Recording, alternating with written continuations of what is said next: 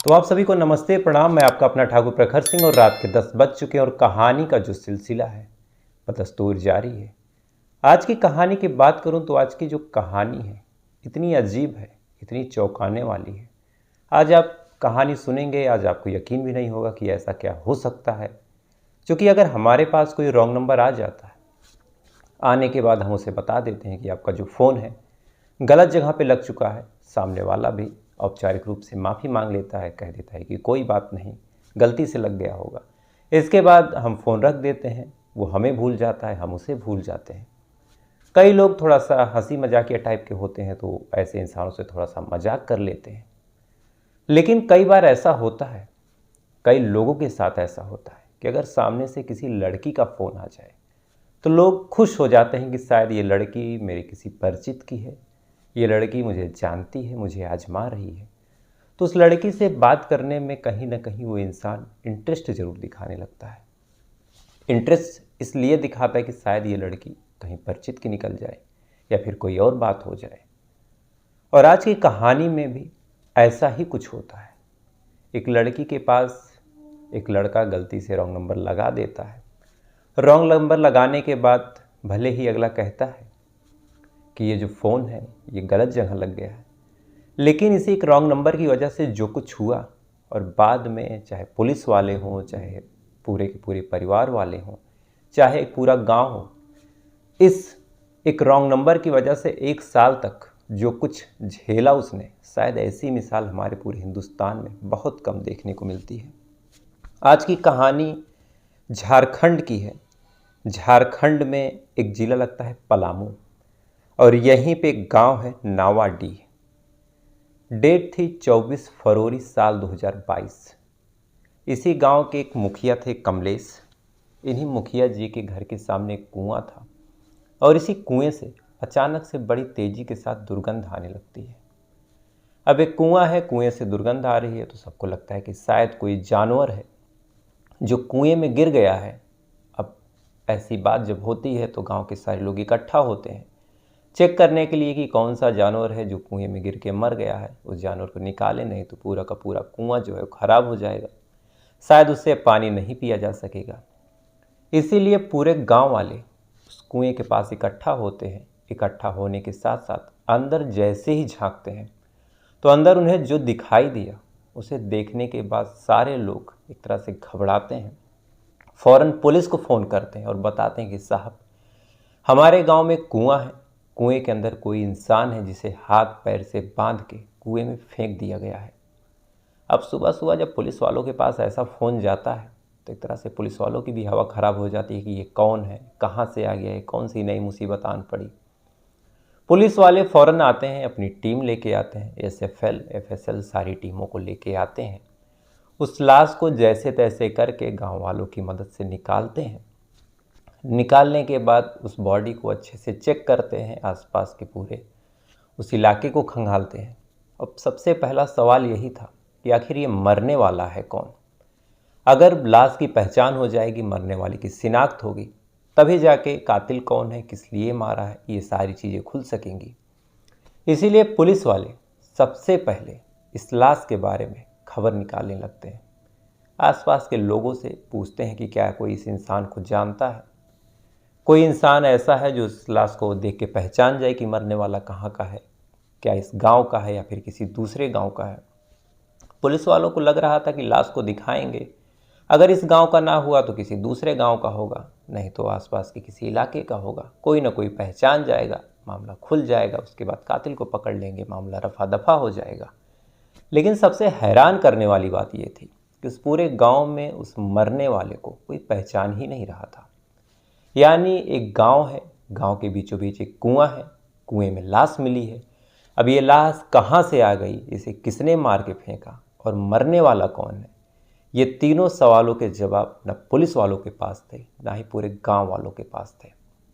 अब पुलिस वाले जब देखते हैं कि इस लाश को कोई पहचान ही नहीं रहा है तो इस लाश की फ़ोटो क्लिक करते हैं, आसपास के व्हाट्सएप ग्रुप्स में शेयर करते हैं, जो भी उनका ट्विटर और फेसबुक पेज था उससे शेयर करते हैं, इस उम्मीद के साथ कि कम से कम कोई होगा जिसके घर का कोई गायब हुआ होगा, आएगा, बॉडी क्लेम करेगा, लाश को लेके जाएगा। इसके बाद ही अगर वो मुकदमा करता है तो कातिल को पकड़ेंगे, नहीं तो कोई बात ही नहीं है। पुलिस वाले इस उम्मीद के साथ हाथ पे हाथ रख के बैठ जाते हैं कि कोई आएगा, लाश को क्लेम करेगा। लेकिन 1 दिन बीता, 2 दिन बीता, 3 दिन बीता, हफ्तों बीत गए, 10 दिन बीत गया, लेकिन इस लाश को पहचानने वाला, इस मरने वाले को जानने वाला, या फिर कोई ऐसा जिसके परिवार का कोई गायब हुआ हो, ऐसा कोई भी इंसान थाने नहीं आता।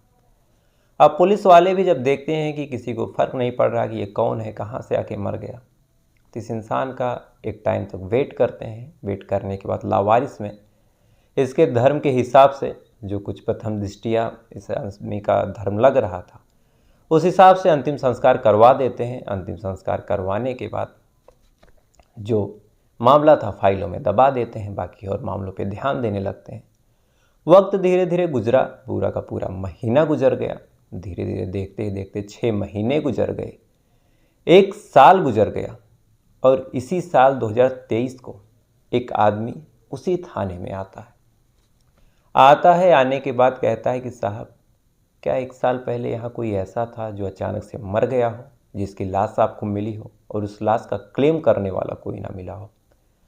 अब ये बात जब पुलिस वाले सुनते हैं तो तब तक कई पुलिस वाले ऐसे थे जो बदल चुके थे, कई इंस्पेक्टर आ जा चुके थे। इसीलिए जो अभी के पुलिस वाले हैं वो कहते हैं कि हमें फाइलों में चेक करना पड़ेगा, थोड़ा सा आप समय दीजिए, अगर कुछ होगा तो आपकी पूरी सहायता की जाएगी। वो आदमी भी आंखों में आंसू लिए वहीं पे बैठ जाता है। बैठने के बाद इंतज़ार करता है। काफ़ी देर तक पुलिस वाले अपने बस्ते की फाइल को खंगालते हैं। खंगालने के बाद एक फ़ाइल निकालते हैं।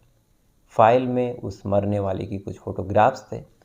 उस फोटोग्राफ्स को इस आदमी को दिखाते हैं जो थाने में आया था, और देखते ही ये आदमी पहचान जाता है और रोते हुए कहता है कि साहब, ये तो मेरा भाई अर्जुन सिंह है। अब ये यहाँ पे कैसे आया, हम लोग तो दूसरे ज़िले गढ़वा के हैं। अब ये बात जब पुलिस वाले सुनते हैं तो एक तरह से उनका दिमाग ख़राब कि एक आदमी जो गढ़वा ज़िले का है, वो आदमी मर के उसकी लाश पलामू ज़िले में कैसे पहुँची, न जाने कितने किलोमीटर का सफ़र इस लाश ने कैसे तय कर लिया। अब ये सवाल जब पुलिस वालों के दिमाग में आता है तो सबसे पहले उस आदमी से ही पुलिस वाले पूछते हैं कि अच्छा ये बताओ, जिस लाश का पता हम लोग नहीं लगा पाए, आखिर तुम्हें कैसे पता चला कि ये आदमी जो है इसी जगह पे आया होगा और यहीं मरा होगा, क्या कोई रिश्ता है इस जगह से। अब सवाल बड़ा लाजमी था। उसका भाई भी सोचता है और सोचने के बाद कहता है कि साहब, मुझे ये नहीं पता कि यहाँ पे किससे क्या रिश्ता है, बस मेरा भाई, मैं उसे 1 साल से ढूंढ रहा हूँ। मैंने FIR भी किया है अपने यहाँ के थाने में। FIR करने के बाद जब वहाँ से भी कुछ पता नहीं चला तो मैंने खुद अपने तरीके से जांच पड़ताल शुरू की, और अंत में मुझे पता चला कि ये किसी से कह रहा था कि वो पलामू ज़िला जा रहा है, रामगढ़ थाना क्षेत्र में। अब यहाँ पे आया, आने के बाद वापस नहीं लौटा तो मुझे थोड़ा सा डाउट हुआ। डाउट होने के बाद मैं खुद इस जगह पे आया और बारीकी से खुद पता किया तो पता चला कि कोई ऐसा था जो सेम एज ग्रुप का, वैसे ही कपड़े पहना हुआ, 1 साल पहले किसी कुएं में मरा पड़ा था और उसकी लाश पुलिस वाले लेके गए थे। अब ये जानकारी जब साहब मुझे मिली तो मैं थाने आया। आने के बाद आपसे पूछ रहा हूँ, बाकी ये यहाँ पे क्यों आया था, इसे किसने मारा, इस सवालों का जवाब ना तो मेरे पास है ना मेरे किसी सगे संबंधी के पास है। अब पुलिस वाले जब ये बात सुनते हैं तो एक तरह से फिर मामला वहीं का वहीं उलझ जाता है, क्योंकि 1 साल बाद मरने वाला कौन था अभी यही पता चला है, अभी कातिल कौन है, उसने क्यों मारा होगा, ये सारी चीज़ें सुलझाना बाकी है। बहरहाल पुलिस वालों को एक बहुत बड़ी लीड मिल चुकी थी कि कम से कम यहाँ पे जो ये आया था, इसका नाम अर्जुन सिंह था, इसकी उम्र 26 साल थी और यहाँ पे किसी से मिलने ही आया था। अब पुलिस वाले उसके सारे संबंधों को इस पूरे नावाडीह गांव में और ख़ासकर इस रामगढ़ थाना क्षेत्र में खंगालने लगते हैं कि अगर ये लाश इसी थाना क्षेत्र में मिली है, इस नावाडीह गांव में मिली है, तो कोई तो ऐसा होगा जो इस गांव में इसको जानता होगा, और अगर गांव में नहीं तो हो सकता है आसपास के गांव में जानता होगा। अब पुलिस वाले इस एंगल पे छानबीन करते हैं, जांच पड़ताल करते हैं, लेकिन यहाँ से भी पुलिस वालों के हाथ कुछ भी नहीं लगता। कायदे से ना पुलिस वाले अपने दम पे इस मरने वाले की पहचान करा पाए थे, ना ही अभी तक कातिल को पकड़ पाए थे। इसीलिए पुलिस वालों को लगता है कि अब तो काफ़ी इंसल्ट हो रही, तो क्यों ना कुछ एक्सपर्टीज़ चीज़ों का सामना करना पड़ेगा। पुलिस वाले जब अपने तरीके से पूछताछ, अपने तरीके से छानबीन करके थक जाते हैं, तो पुलिस वाले अब टेक्निकल टीम का सहारा लेना शुरू करते हैं और सबसे पहले इस मरने वाले अर्जुन सिंह की कॉल डिटेल को खंगालते हैं कि चेक करें कि लास्ट कॉल किसका था। हो सकता है किसी ने यहाँ पे इसे कॉल करके बुलाया हो। अब कॉल डिटेल खंगालते हैं, सारी चीज़ें चेक करते हैं, कॉल डिटेल की रिपोर्ट आती है और इस रिपोर्ट में एक नंबर मिलता है इसी गांव के रहने वाली एक महिला सबीना का। अब पुलिस वालों को इसी गांव की एक सबीना नाम की महिला का जब नंबर मिलता है तो पुलिस वाले न आओ देखते हैं न ताओ, फौरन अपनी टीम निकालते हैं, गाड़ी निकालते हैं, जाते हैं इस सबीना के घर, सबीना को उठाते हैं, साथ ही उसके पति को उठाते हैं। उठाने के बाद थाने लाते हैं, लाने के बाद पूछते हैं कि ये मरने वाला, इसका नंबर तुम्हारे फ़ोन में क्या कर रहा है और तुम दोनों 1 साल पहले मरने से 1 दिन पहले क्या बात कर रहे थे। अब ये बात जब वो महिला सुनती है तो घबरा जाती है। घबराने के बाद कहती कि साहब मैं इस आदमी को जानती तक नहीं। लेकिन अब पुलिस वाले कह रहे थे कि मेरे पास सबूत है, सामने कागज़ दिखाते हैं, कहते हैं कि देखो ये सामने डिटेल रखी हुई, तुम उससे मिली हो, तुम उससे बात की हो। अब सबूत और सारे कागजात जब उस महिला के सामने पुलिस वाले रखते हैं तो महिला को अब लगता है कि शायद अब झूठ बोलने का कोई फ़ायदा नहीं है। अंत में वो महिला हार मान जाती है। हार मानने के बाद अपना मुंह खोलती है और मुंह खोलने के बाद एक ऐसी कहानी सुनाती है जिस कहानी को शायद सुनने के बाद पुलिस वाले भी नहीं समझ पा रहे थे कि इस महिला के साथ क्या किया जाए, कौन सी सज़ा इस महिला के लिए मुकर्रर की जाए। दरअसल आज से ठीक 2 साल पहले, यानी कायदे से कहें तो साल 2021 में, जो सबीना थी, सबीना का जो पति था मनदीप, वो बाहर काम करने जाता है। सबीना के 2 बच्चे थे, घर में उसकी नंद रीमा रहती थी, एक नंद अमीना रहती थी। पति चला जाता था, 2 छोटे छोटे बच्चे थे, 2 नंद रहती थी। अब पति चला गया था तो एक महिला जो होती हैं अपने मायके, अपने बाकी सहेलियों के पास, अपनी बुआ, अपनी मासी, यही सब फ़ोन करती हैं और यही सारा कार्यक्रम जो था इस सबीना का भी था। पति के जाने के बाद किसी न किसी रिलेटिव को ये फ़ोन करती, बातचीत करती, खासकर जो औरतें करती हैं वही सारे काम करती। इसी क्रम में आज से ठीक 2 साल पहले साल 2021 में ये किसी को फ़ोन मिला रही थी। गलती से क्रॉस कनेक्शन हुआ, एक नंबर कुछ इधर उधर हुआ और ये फ़ोन दूसरे ज़िले में रहने वाले, गढ़वा ज़िले के गोवर्धन रमकंडा गांव के रहने वाले अर्जुन सिंह को लग जाता है। अर्जुन को फ़ोन लगा, अर्जुन फ़ोन उठाता है। फ़ोन उठाने के बाद सबीना बोलती है अपना परिचय देते हुए कि मैं वहाँ से बोल रही हूँ। फिर जहाँ मिलाया था वहाँ कहती है कि क्या यहाँ पे फ़ोन लगा है या नहीं। अब अर्जुन कहता है कि देखिए आप जहाँ फ़ोन लगा रही थी वहाँ पे फ़ोन नहीं लगा है, लेकिन फ़ोन रखते रखते मैं आपसे एक बात कहना चाहूँगा। अब ये महिला बड़े इंटरेस्ट के साथ पूछती है कि कौन सी बात। तो इस पर अर्जुन कहता है कि आपकी आवाज़ बड़ी अच्छी है, मानो आवाज़ सुन के ही प्यार हो जाए। अब ये बात जब अर्जुन कहता है तो महिला हंसने लगती है। हंसने के बाद बात दोनों में थोड़ा बहुत हंसी मजाक होता है।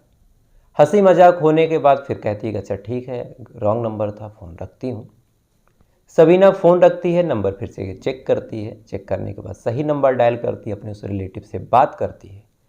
लेकिन जैसे ही ये महिला बात कर रही थी, इसी बीच अर्जुन का फिर से फ़ोन आ जाता है। फ़ोन आता है, कायदे से जो ये सबीना थी इसे गुस्सा होना चाहिए था, गुस्से में इसे ब्लॉक कर देना चाहिए था, लेकिन सबीना भी फ़ोन बाकायदा उठाती है। उठाने के बाद बात करती है और कहती है कि बताइए क्यों फ़ोन किया। फिर से अर्जुन वही कहता है कि आपकी आवाज़ बड़ी अच्छी है, आवाज़ से ही लग रहा प्यार हो जाएगा। अब सबीना खुद हंसती है। हंसने के बाद फिर कहती है कि आवाज़ में ऐसा क्या है जो आपसे प्यार हो गया। इस पर अर्जुन कुछ और कहता है, सबीना कुछ और कहती है और बातों का जो सिलसिला था बाकायदा आधे घंटे तक चलता है। आधे घंटे तक चलने के बाद दोनों एक दूसरे से नाम पूछते हैं, एक दूसरे का नंबर सेव करते हैं।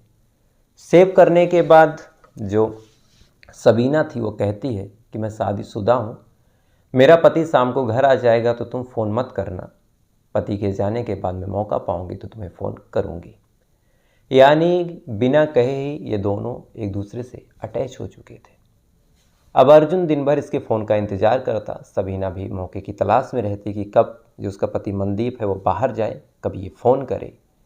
ना तो इन दोनों ने एक दूसरे को देखा था, ना ही दोनों को जानते थे, पर दोनों में इस कदर प्यार चढ़ रहा था कि शायद दोनों एक दूसरे से बात किए बिना अब एक पल नहीं रह सकते थे। बातों का सिलसिला धीरे धीरे बढ़ता गया, दोनों में नज़दीकियाँ बढ़ती गई। कभी कभार ये दोनों एक दूसरे से मिलते भी थे।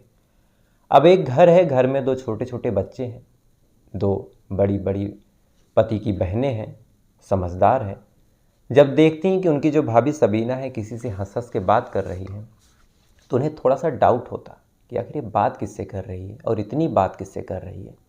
जब भी ये दोनों उसके पास जाती तो चुपचाप से फ़ोन रख देती, जैसे वहाँ से हटती फिर फ़ोन करती। अब बहनों को जब लगता है कि शायद दाल में कुछ काला है, तो इस बारे में वो अपने भाई यानी इस सबीना के पति मनदीप को बताती।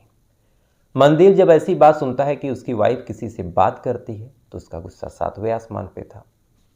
मनदीप इसे डांटता फटकारता है, फ़ौरन इसका फ़ोन चेक करता है, इसकी कॉल हिस्ट्री चेक करता है और उसमें अर्जुन का नंबर मिलता है, जिससे घंटों घंटों बात हुई थी।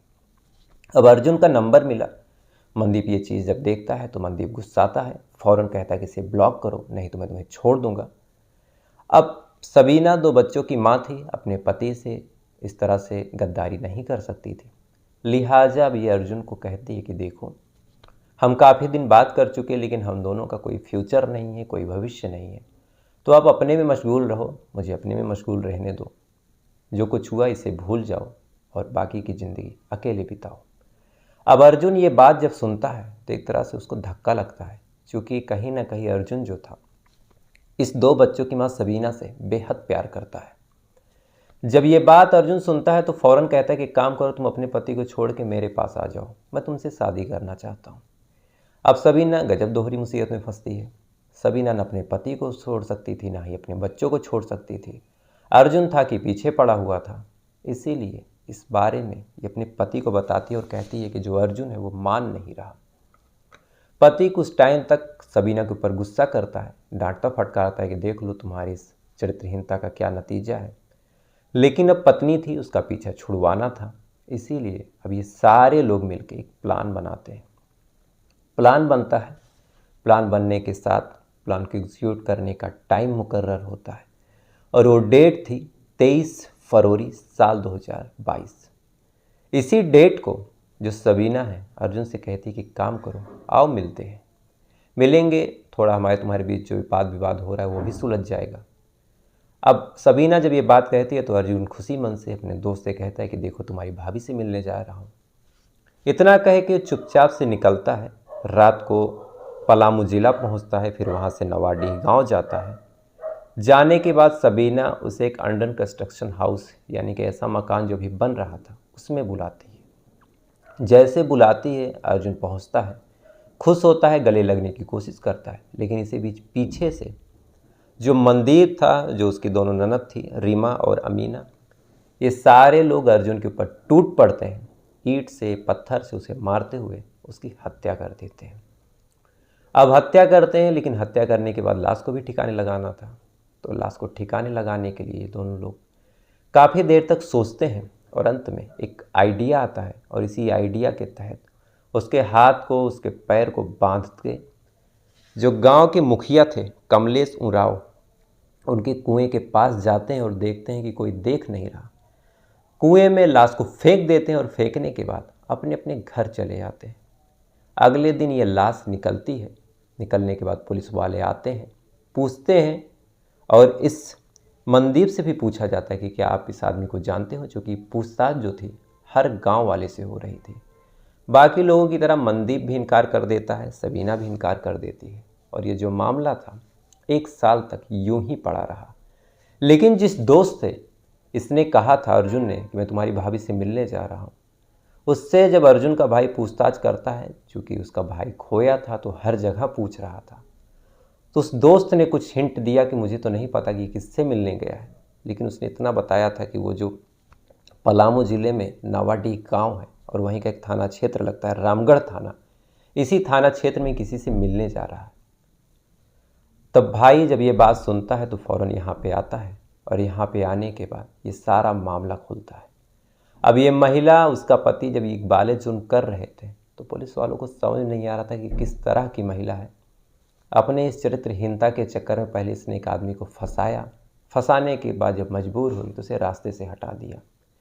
बहरहाल अभी ये मामला कल ही खुला है, मामला भी कोर्ट में जाएगा। कोर्ट में जाने के बाद जो कुछ सज़ा होगी, जैसा कुछ होगा, अगर आप कहेंगे तो मैं आपको अपडेट करा दूंगा। लेकिन ऐसी महिला के बारे में क्या कहें, क्योंकि कई कत्ल ऐसा होता है जिसमें लगता है कि हाँ शायद कोई मोटिव रहा हो, कोई मजबूरी रही हो, लेकिन इसमें इस महिला ने पहले खुद ही अपनी चरित्रहीनता फैलाई। बाद में जब ये चरित्रहीनता इसके ऊपर हावी होने लगी तो खुद ही एक ऐसा कदम उठाया जिसके बाद शायद इसको, इसके पूरे परिवार को जेल की हवा खानी पड़ सकती है और बेचारे जो छोटे छोटे 2 बच्चे हैं वो जीते जी अपने माँ बाप के अनाथ हो जाएंगे। तो फिलहाल ये थी पूरी कहानी। उम्मीद है कहानी आपको पसंद आई होगी, और अगर पसंद आई हो तो वीडियो को लाइक करके अपना प्यार दीजिएगा। ऐसी ही कहानियाँ मैं डेली सुनाता हूँ, तो चैनल को आप सब्सक्राइब कर लीजिएगा। तो फिलहाल अब आपसे कल फिर मुलाकात हुई किसी दूसरी कहानी के साथ। तब तक अच्छे रहिए, खुश रहिए, अपना ख्याल रखिए, अपने देश का ख्याल रखिए। जय हिंद, वंदे।